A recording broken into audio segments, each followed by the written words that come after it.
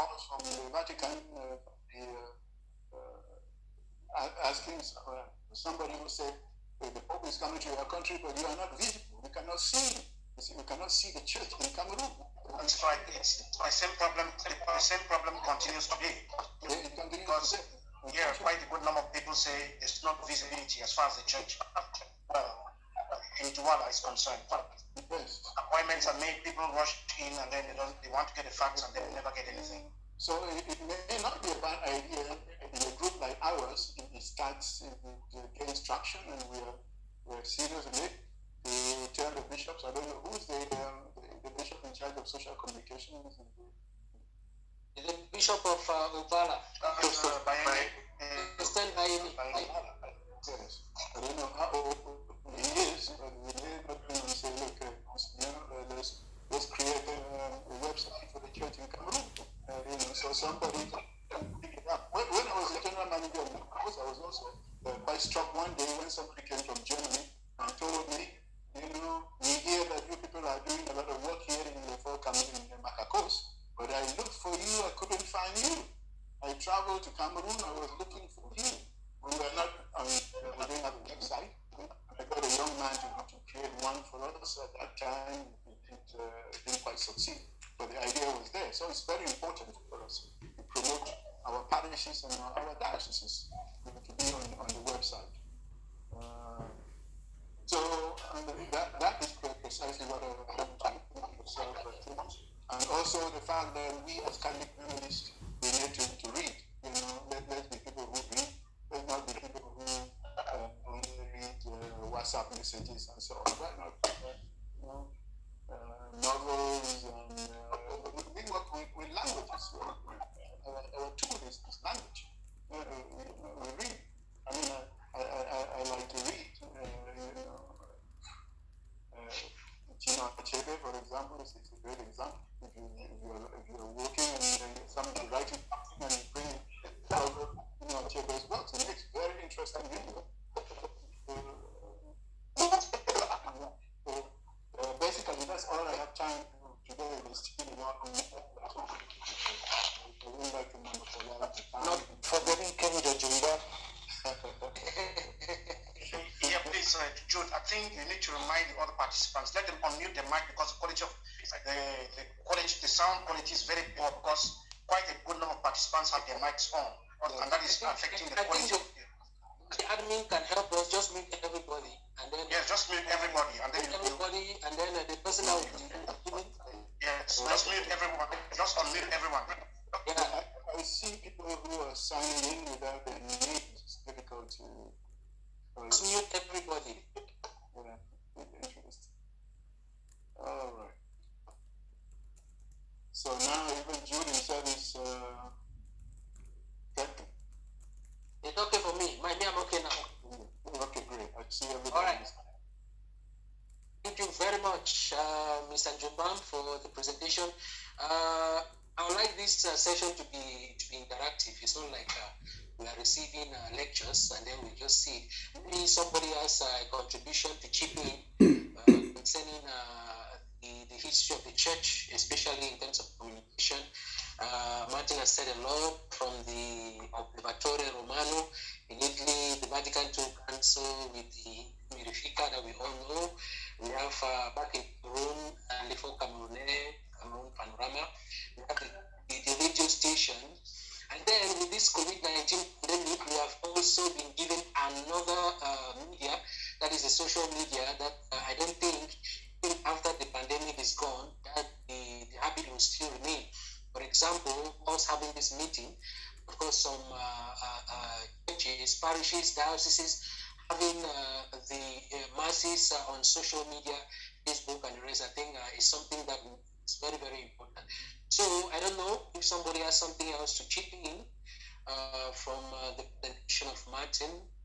If nothing, then we move over to the next presentation. All right, Mr. Chair. Just unmute yourself. All right. Thanks. Just for the record, I think Mr. Jumbam mentioned that Lekelefac Cameroon was created in 1958. That should be 1955. We're just saying that just for the record. And then he actually already talked about the rotative, which Macacos has, and that was actually brought into print Lekelefac Cameroonais. But unfortunately today, Lekelefac Cameroonais is no longer given even a priority when it comes to print. The company happens to have mutated and moved in and started doing quite a good number of things. And then today, Lekelefac Cameroonais is no longer a priority. It means that they will deliberately put that paper aside and print other papers that they believe bring in more money. So the human memory is very short, and so Lekelefac Cameroonais is suffering as a result of that. Then the last thing he also talked about the radio, the first Catholic radio in Yaoundé, that was Radio Rain, and that was created by Father Bodo, and it's quite a problem today. People are saying, oh, is it a church? Is it a radio of the church, or is it a private paper? But I just brought in that was just for the record anyway. So one more thing, if for those who want to speak, you just look at the bottom of the list of participants. There is an icon there, raise hand or lower hand. If you click there, there will be that so that the MC will be able to know exactly who has a question to, whatever. All right, thanks. That was just for the record anyway. Thanks a lot, Mr. Chair. You forgot to add that today, Lekelefac Cameroonais is now a bilingual edition. Some few articles in English and then a majority in French. I don't really want to go into that too. It's fine. That would be a topic for another day. Veritas, Lekelefac Cameroonais, and even Cameroon Panorama, that would be a topic for another day. We want to welcome Margaret Wirnkar and Alpha Abubu. Thanks for joining us. We'll get to know more about you guys in a few moments. And just to like an small, okay, Singfred, you have something to say? Thank you very much. Just for the records, as Irene said, Cameroon Panorama started in 1961 in Cuba by a military priest called Father Bernard Fonlon. So he started the Panorama before it moved to Buya, and Bernard Fonlon was the first editor. It was not even called. It was called Cameroon Bulletin. The name Panorama only came up in some later days. And people like Bernard Fonlon, Archbishop Paul Bezuko, Bishop Pius Sawa, Sister Mercy Hogan, Father Louis Nomias, some work there as editors. And then for the records too, I think when you want to go to understand the historical background of communication in the church, right there, as Michael said, you go right back to 1766. The very first document was called Christiane Rei Publice. And then you get to documents like Vigilante Cura and Miranda Procius. Then you come up to the era of Inter Mirifica. That was the first continual document on communication. And then which recommended that a pastoral instruction document should be written, which if you want to actually read the mind of the church about communication, you read Communio et Procio, which is the Magna Carta of communication in the church. And then you read also Aetatis Novae, which was published to celebrate the 20th anniversary of Communio et Progressio.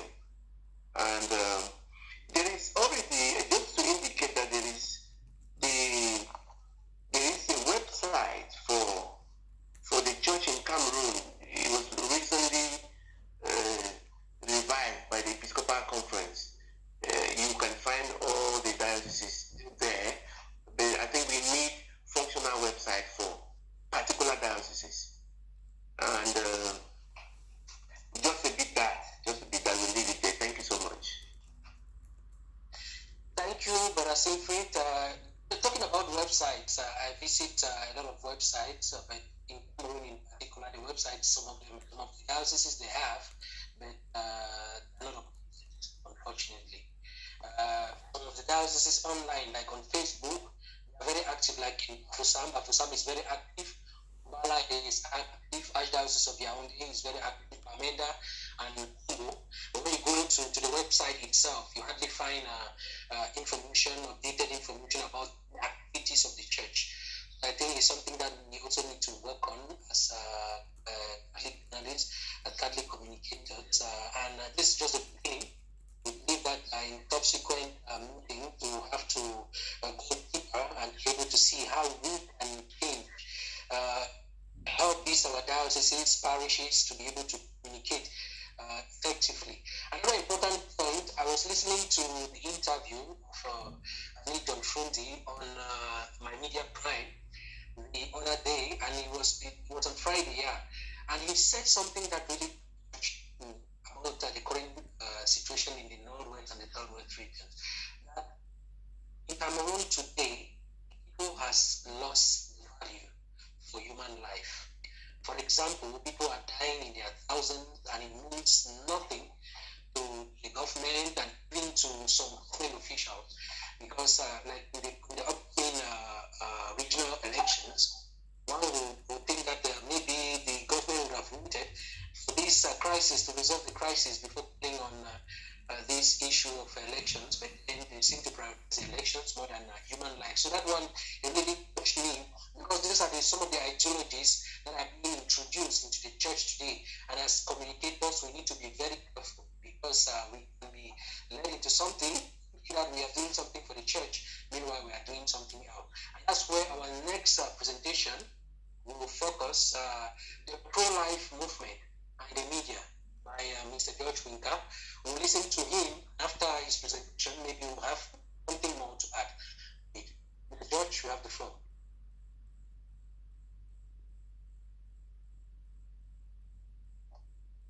Unmute. We are not getting you.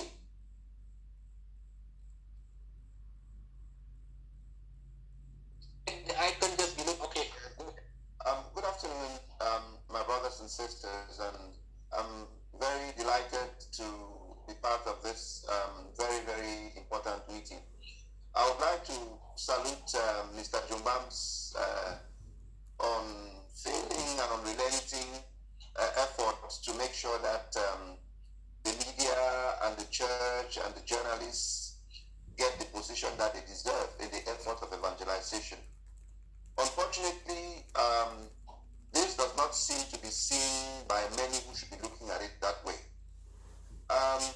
When we talk about the church today, I mean, Jude, you are in East Africa, and I think you need to be on the front lines of helping in this discussion of the church in social media.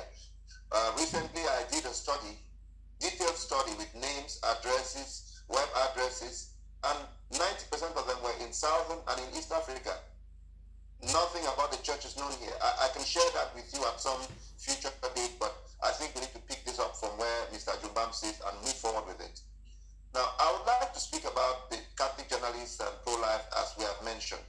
But something that underlies these kind of discussions is that a journalist who is a Catholic, is he first a journalist before he's Catholic, or is Catholic before he is a journalist?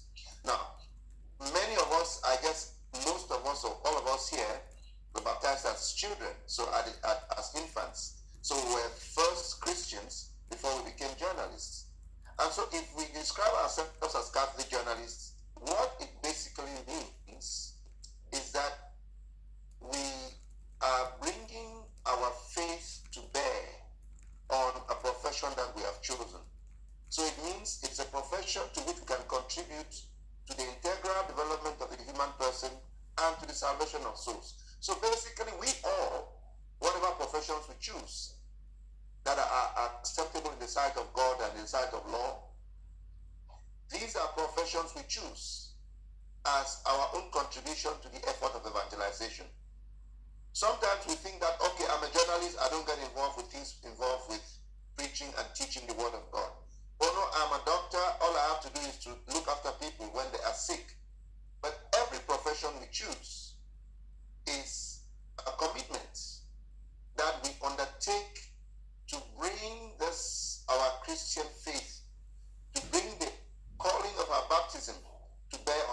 profession. And that is precisely where Catholic journalists come in, and where this whole pro-life discussion takes a particularly different tone. Now, when there's some words which, when we use them, something strikes us. When you talk about prison, people think about seclusion. When you talk about cathedral, someone thinks about prayer. When you talk about teaching, someone thinks about the classroom. Now, what comes to most people's minds when we talk about pro-life? The first thing, which sometimes is very negative, is that, hey, these are fellows who are against abortion. Now, why it is true that the pro-life movement stands against abortion, it is terribly delimiting to enclose the pro-life movement in such a small capsule. But for us to understand better what the pro-life movement stands for, we need to look at what the church defines as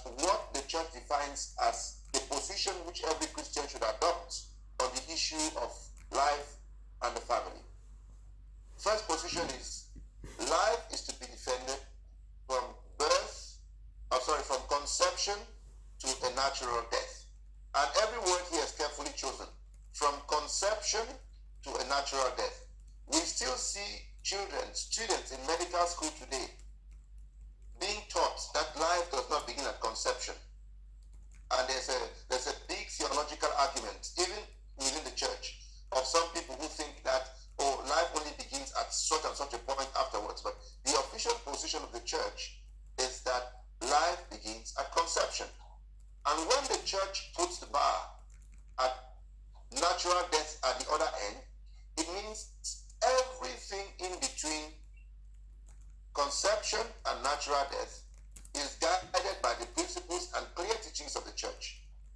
Now, a lot of the time, we will see doctors who are practicing Catholics, we would see nurses who play a big role in the everyday, day-to-day running of the church, but who don't know that in their practice of their profession on a daily basis, they are committing very serious, very mortal sins.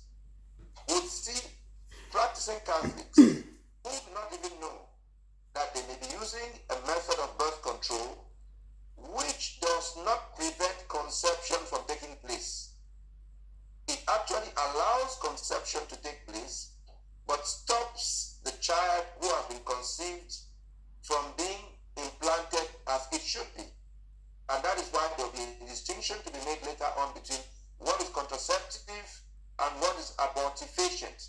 A contraceptive basically stops conception from taking place, and abortifacient allows conception to take place, but stops negation to take place. And this has very serious medical and moral consequences. Now, when we talk about the Catholic journalists and the question of pro-life, there is a proverb which says, until goats have their historians, storytellers will always glorify the lion. So until we can tell our story ourselves, it is not for nothing that the Holy Father is asking us to go back to storytelling. And I will tell you, we had a seminar recently about storytelling. Everybody's using it. The UNICEF is using it. Medecins Sans Frontières is using it. People are no longer attracted by hard and fast rules. They are attracted by what the human experience of somebody is in a particular situation. And I'll tell you, in the pro-life movement, people are more attracted to a young woman who looks at her baby with joy because that child was saved from abortion by somebody in the pro-life movement. We can talk about a woman who had a child way before as a student or as an unmarried single, and who was very much at the verge of an abortion when somebody saved that child, and for some reason in the future, this woman never had a child. It is about human interest stories. We have to keep that in mind. Whatever we do, even in homiletics for our priests, if you preach a sermon which is just talking about the 10 commandments from 1 to 10, you touch nobody's life.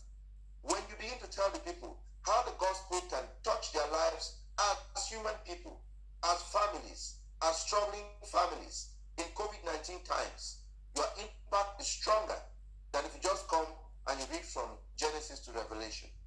Now, what is the role of the Catholic journalists? I would have just liked to limit it to say the role of the Catholic journalists and the pro-life movement. But what is the role of the Christian? Not just the Catholic journalists. You are first a Christian before you become a journalist. My dear friends, it's very sad that the knowledge base of our Christians in very many areas is very, very shallow. And I mean, these are questions I have attended meetings where they have been discussed extensively. And it's only getting worse. And we are seeing this very much when we see the large migration from our churches to Pentecostals. It is for this reason. He who stands for nothing falls for anything. So we have to make sure for our priests who are here, catechesis has to be very strong. People have to be taught what the church teaches. If you don't know it, you can be easily fooled. That's number one. Number two, the scriptures tell us that we don't fight against human power. We fight against principalities and powers. Listen, the whole pro-life movement is not just some nice group of people debating against this or for that.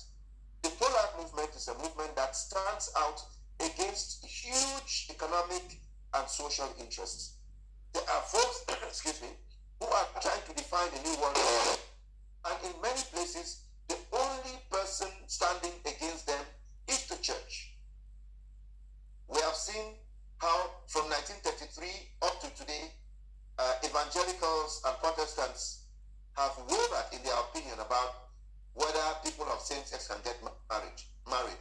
The position of the church has not changed. This tells you that what has been watered down in other places, they have not succeeded to water it down in the church. But I have seen cases in East Africa, in a country that I'm not going to name, where an organization pushing contraception and abortion came and helped in an East African country to help them rebuild the health center, got the bishop to inaugurate it, and the next day the bishop's picture was on their website. Even if they only said he came to inaugurate the health center, the message that underlies that picture is that the bishop, by inaugurating that health center funded by them, endorses fully the position of these organizations. We have to be very, very informed. Now, what Christians need to know is that there's a very, very clear distinction between what is good and what is evil. I was very blessed to have attended the mass at which the last mass before Pope Benedict was elected in Rome, and he preached that sermon. His sermon there was about relativism. We live in a world where people say, okay, if it's good for you, fine. If it serves you well, fine. If it's good for your family, fine. And unfortunately, we have heard things like this preached on the pulpit, where the priest is not clear in what he's saying, where people leave a church or marriage preparation thinking that if it's good for you this way, it's fine. There's really no harm doing this or not doing this. And that is why we come back to the question of catechesis.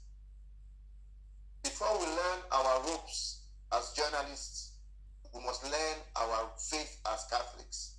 If we do not know our faith as Catholics, we would never transmit it.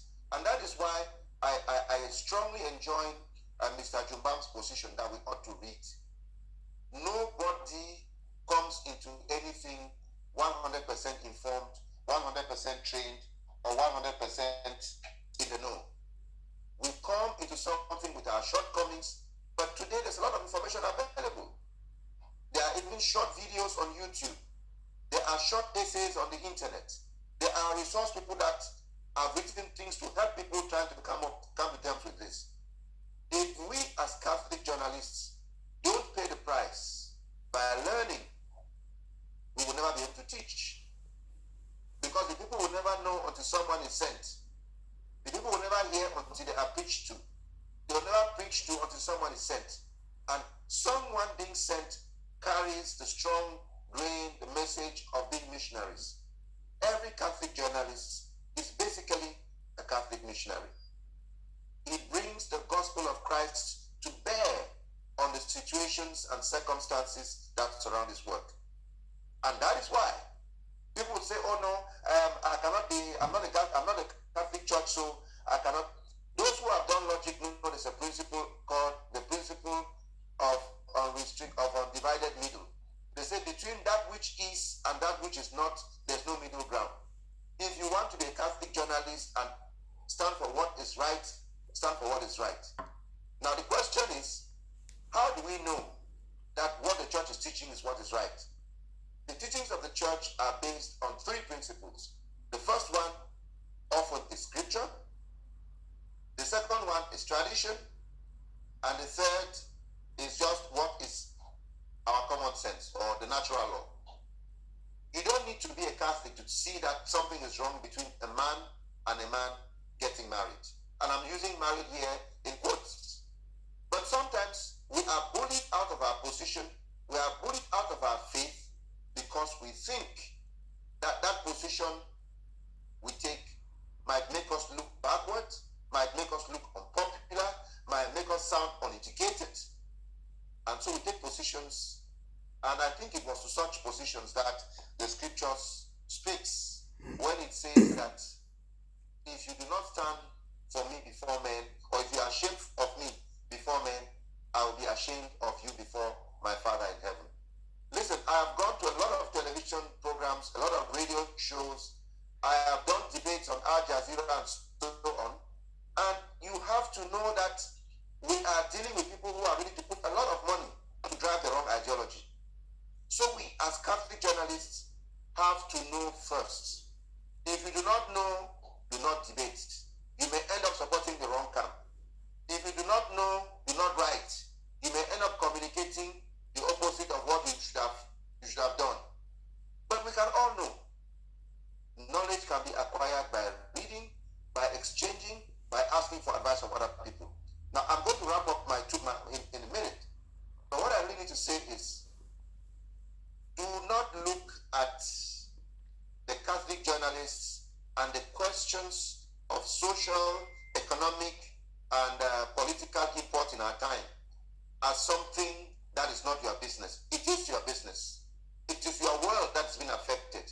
It's your country that's been affected. It's your children that's been affected.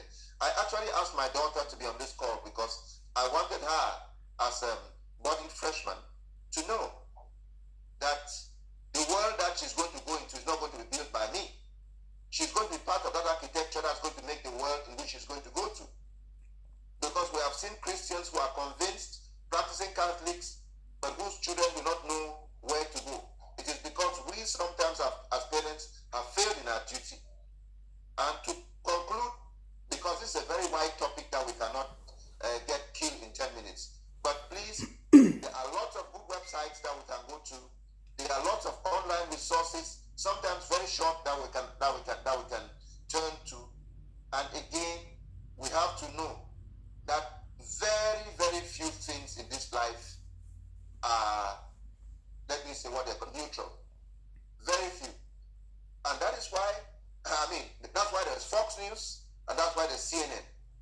That's why there's Equinox, and that's why there's CRTV. There is always a leaning to something. And if we do not create our own leaning, that helps to educate, that helps to nourish the faith of our people, we shall be forced to consume the rubbish that people who have no interest in making sure these things happen are producing and which they are consuming. In many countries, people are listening to TB Joshua. Where is the Catholic media? In many countries, people are hearing about healing through the Holy Spirit from Pentecostal preachers. What are our own television stations and our own media doing to make sure this happens? But while we wait for that to happen, I think I really want to salute this initiative by Mr. Jumbam. And I personally have to put off a lot of things to be able to be here this evening. And this is, in my opinion, a small measure of how far I think we ought to go and what sacrifices I think we ought to make. Thank you. Thanks a lot, Mr. George Wirnkar, for your presentation. Wonderful presentation. I was expecting you to talk more on the